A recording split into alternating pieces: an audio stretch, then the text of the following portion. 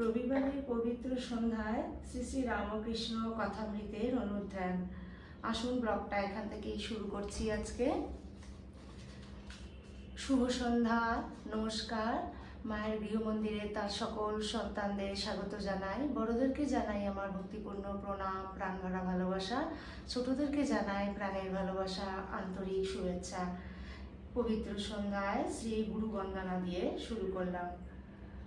গুরুর ব্রহ্মা গুরুর বিষ্ণু গুরুর্দেব মহেশ্বর গুরুরেব পরম ব্রহ্ম তস্मै শ্রী গুরবে নমঃ। অখণ্ডমণ্ডলাকারং ব্যক্তং येन চরাচরং তৎপদং দর্শিতং येन তস্मै শ্রী গুরবে নমঃ। অজ্ঞানতিমিরন্ধস্য জ্ঞানাঞ্জনশলাকয়া চক্ষুরুন্মিলিतं येन তস্मै শ্রী গুরবে নমঃ। ব্রহ্মানন্দং পরমসুখদং কেবলং জ্ঞানমূর্তিং দ্বন্দ্বাতীतं গগনসদৃশং তত্ত্বমস্যাদিলক্ষ্যम्। একং নিত্যং বিমলমচলং সর্বাধিসাক্ষিভূतं ভাবাতীतं ত্রিগুণরহিतं সদ্গুরুং ত্বং নমামি। সদ্গুরুং ত্বং নমামি। সদ্গুরুং ত্বং নমামি।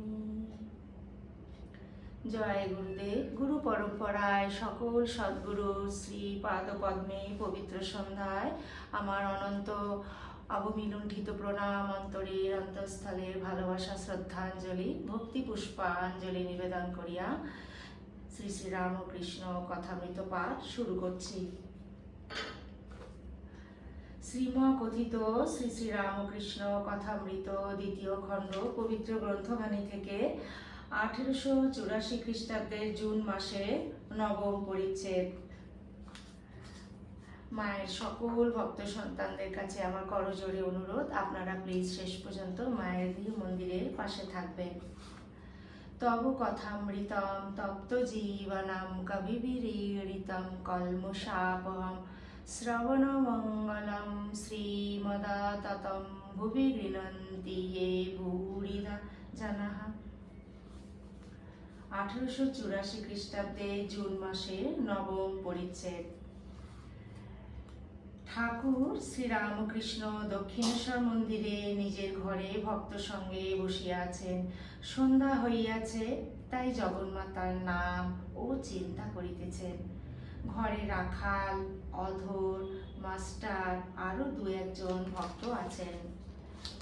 আজ শুক্রবার, 7ই আষাঢ়, জ্যৈষ্ঠ কৃষ্ণা দ্বাদশী, 20 জুন 1884। 5 দিন পরে রথযাত্রা হইবে। কিয়ৎক্ষণ পরে ঠাকুর বাড়িতে আরতি আরম্ভ হইল। অধর আরতি দেখিতে গেলেন। ঠাকুর মনির সহিত কথা কইতেছেন ও আনন্দে মনির শিক্ষার জন্য ভক্তদের গল্প করিতেছেন। শ্রীরামকৃষ্ণ: আচ্ছা, বাবুরামের কি পড়বার ইচ্ছা আছে? বাবুরামকে বললাম, তুই লোক শিক্ষার জন্য পড়। সীতার উদ্ধারের পর বিভীষণ রাজ্য করতে রাজি হলো না। রাম বললেন, তুমি মূর্খদের শিক্ষার জন্য রাজ্য করো, না হলে তারা বলবে বিভীষণ রামের সেবা করেছে, তার কি লাভ হলো? রাজ্য লাভ দেখলে খুশি হবে। তোমায় বলি, সেদিন দেখলাম বাবুরাম, ভবনাথ আর হরিশ এদের প্রকৃতি ভাব। বাবুরামকে দেখলাম দেবী মূর্তি, গলায় হার, সখীর সঙ্গে। ও স্বপ্নে কি পেয়েছে? ওর দেহ শুদ্ধ, একটু কিছু করলেই ওর হয়ে যাবে। কি জানো, দেহ রক্ষার অসুবিধা হচ্ছে। ও এসে থাকলে ভালো হয়।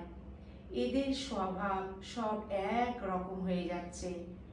নোটো অর্থাৎ লাটু চড়েই রয়েছে, সর্বদাই ভাবেতে রয়েছে, ক্রমে লীন হবার জোর। রাখালের এমনি স্বভাব হয়ে দাঁড়াচ্ছে যে তাকে আমার জল দিতে হয়, আমার সেবা করতে বড় পারে না। বাবুরাম আর নিরঞ্জন, এদের ছাড়া কই ছোকরা? যদি আর কেউ আসে বোধহয় ওই উপদেশ নেবে, চলে যাবে। তবে টানাটানি করে আসতে বলি না, বাড়িতে হাঙ্গাম হতে পারে। সহাস্যে, আমি যখন বলি চলে আয় না, তখন বেশ বলে, আপনি করে নিন না। রাখালকে দেখে কাঁদে, বলে ও বেশ আছে। রাখাল এখন ঘরের ছেলের মতো আছে, জানি আর ও আসক্ত হবে না। বলে ও সব আলুনি লাগে, ওর পরিবার এখানে এসেছিল। 14 বছর বয়স, এখান হয়ে কোন্নগরে গেল। তারা ওকে কোন্নগরে যেতে বললে ও গেল না। বলে আমোদ আহ্লাদ ভালো লাগে না। নিরঞ্জনকে তোমার কিরূপ বোধ হয়? মাস্টার, আজ্ঞা, বেশ চেহারা। শ্রীরামকৃষ্ণ, না, চেহারা শুধু নয়, সরল। সরল হলে ঈশ্বরকে সহজে পাওয়া যায়। সরল হলে উপদেশে শীঘ্র কাজ হয়। পাট করা জমি কাঁকর কিছু নাই, বীজ পড়লেই গাছ হয় আর শীঘ্র ফল হয়। নিরঞ্জন বিয়ে করবে না, তুমি কি বলো? কামিনী কাঞ্চনী বদ্ধ করে? মাস্টার, আজ্ঞা হা। শ্রীরামকৃষ্ণ, পান তামাক ছাড়লে কি হবে? কামিনী কাঞ্চন ত্যাগই ত্যাগ।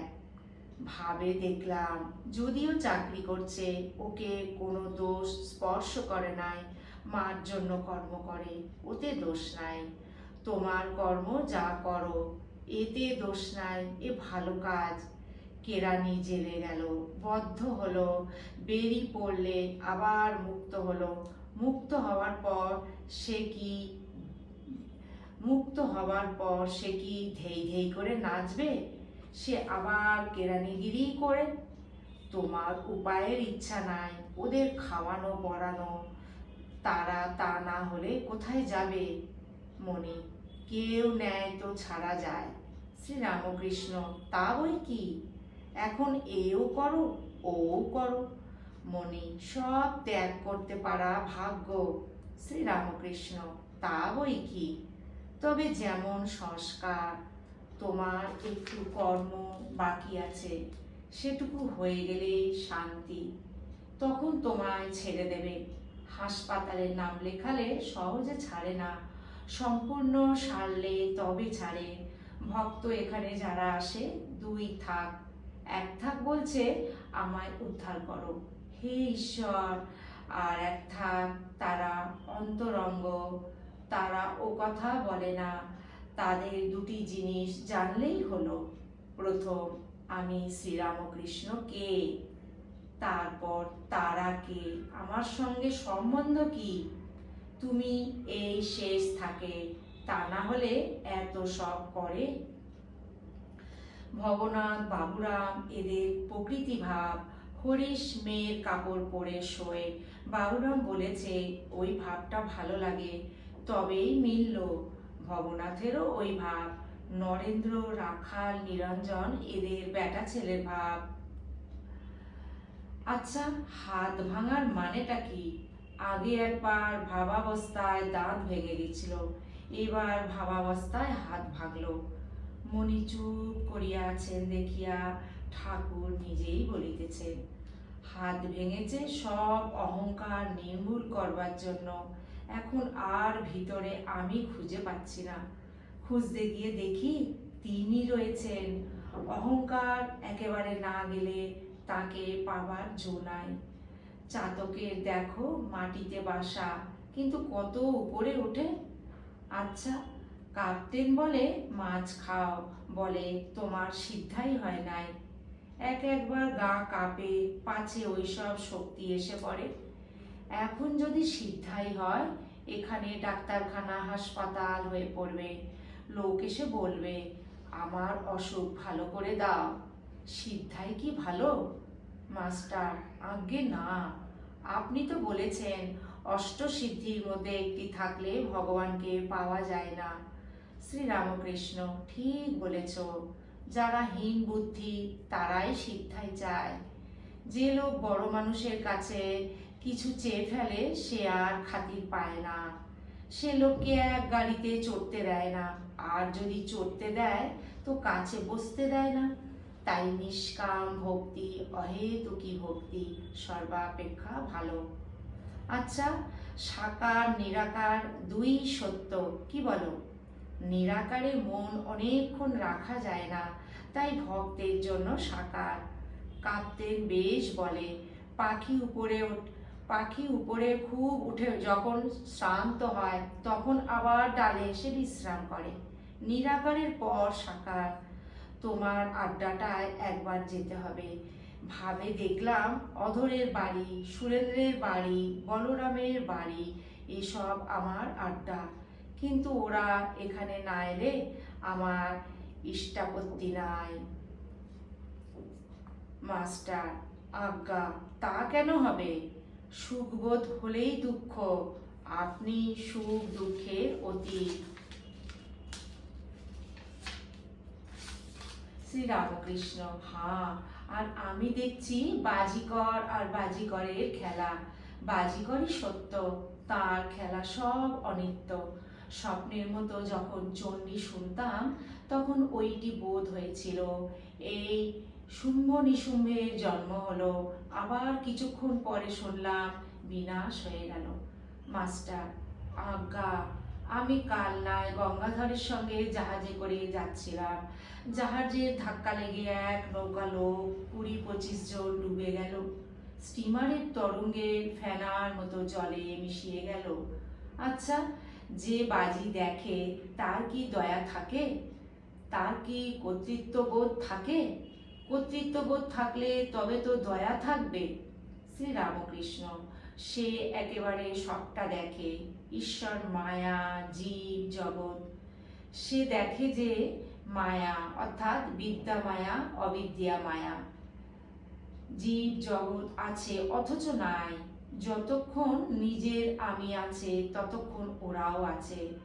জ্ঞান অসির দ্বারা কাটলে পর আর কিছুই নাই, তখন নিজের আমি পর্যন্ত বাজিকরের বাজি হয়ে পড়ে। মুনি চিন্তা করিতেছেন, শ্রীরামকৃষ্ণ বলিতেছে, কি রকম জানো? যেমন 25 থাক পাপড়িওয়ালা ফুল, এক চোপে কাটা। কর্তৃত্ব রাম রাম। সুখদেব, শঙ্করাচার্য এরা বিদ্যার আমি রেখেছিলেন। দয়া মানুষের নয়, দয়া ঈশ্বরের। বিদ্যার আমির ভিতরেই দয়া, বিদ্যার আমি তিনিই হয়েছেন। কিন্তু হাজার বাজি দেখো, তবু তার অন্তরে অধীন। পালাবার জো নাই, তুমি স্বাধীন নও। তিনি যেমন করান তেমনি করতে হবে। সেই আদ্যাশক্তি ব্রহ্ম জ্ঞান দিলে তবে ব্রহ্ম জ্ঞান হয়, তবে বাজির খেলা দেখা যায়, নচেত নয়। যতক্ষণ একটু আমি থাকে ততক্ষণ সেই আদ্যাশক্তি এলাকা, তার অন্ডরে তাকে ছাড়িয়ে যাবার জো নাই। আদ্যাশক্তির সাহায্যে অবতার লীলা, তার শক্তিতে অবতার। অবতার তবে কাজ করেন, সমস্তই মার শক্তি। কালীবাড়ির আগেকার খাজাঞ্চি কেউ কিছু বেশি রকম চাইলে বলতো, 2-3 দিন পরে এসো, মালিককে জিজ্ঞাসা করবে। কলির শেষে কল্কি অবতার হবে। ব্রাহ্মণের ছেলে, সে কিছু জানে না, হঠাৎ ঘোড়া আর তরবার আসবে। অধর আরতি দেখিয়া আসিয়া বসিলেন।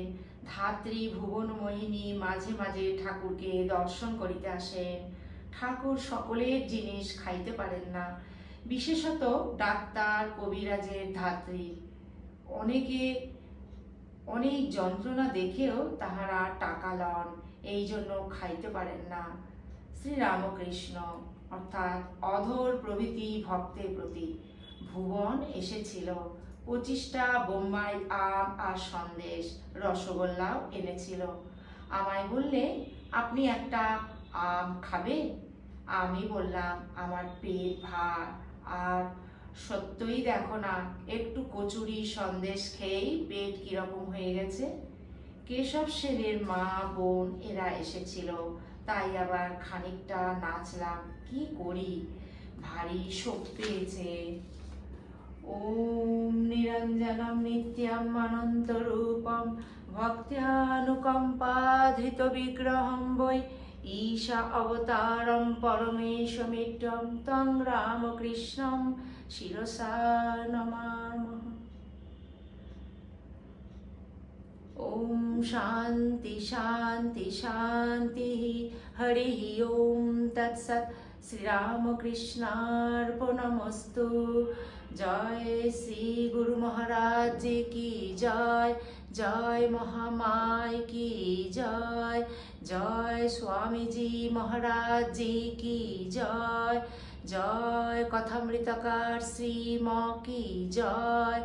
জয় শ্রী শ্রী রঘুবীর শীতলা গঙ্গা মায় কি জয়। আসুন পবিত্র সন্ধ্যায় শ্রী শ্রী ঠাকুরের শ্রীপাদ পদ্মে আমরা সমবেত প্রার্থনাটি নিবেদন করি। ঠাকুরের কৃপা করুণা দয়া আশীর্বাদ তার সকল সন্তানদের উপর অজর ধারায় বর্ষিত হোক। আমরা যেন আমাদের মনটিকে সদা ঠাকুরের শ্রীপাদ পদ্মে ফেলে রাখতে পারি। অন্তরের অন্তঃস্থল থেকে যেন আমরা ঠাকুরকে ভালোবাসতে পারি। অনন্ত কোটি প্রণাম জানিয়ে আজকে আপনাদের সর্বাঙ্গীন মঙ্গল প্রার্থনা করে ব্যাকুল প্রার্থনা ঠাকুরের শ্রীপাদ পদ্মে নিবেদন করিলাম। ঠাকুর যেন তার সকল সন্তানদের নিজ নিজ সাধারণ জীবন নিত্য প্রতি মুহূর্ত যেন সেটি ঠাকুর রক্ষা করেন। আপনারা সবাই ঠাকুরের অসীম কৃপায় খুব ভালো থাকবেন, সুস্থ থাকবেন, আনন্দে থাকবেন। সদা যেন আমরা মনটিকে ঠাকুরের শ্রীপাদ পদ্মে ফেলে রাখতে পারি। আজকে ভিডিওটি আমি এখানেই পরিসমাপ্তি করছি। যদি আপনাদের এই পবিত্র সন্ধ্যায় শ্রী শ্রী রামকৃষ্ণ কথামৃতের অনুধ্যান যদি ভালো লেগে থাকে, প্লিজ তাহলে যারা এখনও মায়ের গৃহমন্দির চ্যানেলটিকে সাবস্ক্রাইব করেননি তারা প্লিজ মায়ের গৃহমন্দির চ্যানেলটিকে সাবস্ক্রাইব করে একটি ছোট্ট লাইক দিয়ে গৃহমন্দিরের পাশে থাকবেন। আর যারা অলরেডি সাবস্ক্রাইব করেছেন তারা একটি ছোট্ট লাইক দিয়ে মায়ের গৃহমন্দিরের পাশে থাকবেন। আবার প্রার্থনা জানাই আপনাদের সকলের সর্বাঙ্গীন মঙ্গল প্রার্থনা করি। ঠাকুরের শ্রীপাদ পদ্মে সেটি নিবেদন করিলাম। গুরুদেব ঠাকুর, মা, স্বামীজি, মাস্টার মহাশয়ের শ্রীপাদ পদ্মে শুভরাত্রি জানিয়ে আপনাদের সবাইকে জানাই শুভরাত্রি। সবাই খুব ভালো থাকবেন, সুস্থ থাকবেন এবং আনন্দে থাকবেন। সদা ঠাকুরকে নিয়েই যেন আমরা মনটিকে তার চরণে ফেলে রাখতে পারি। জয়তু জয়তু জয়তু শ্রী শ্রী রামকৃষ্ণ শরণম শরণ্যে। শরণাগত শরণাগত শরণাগত প্রভু, তোমার সকল সন্তানদের তুমি সদা রক্ষা করিও।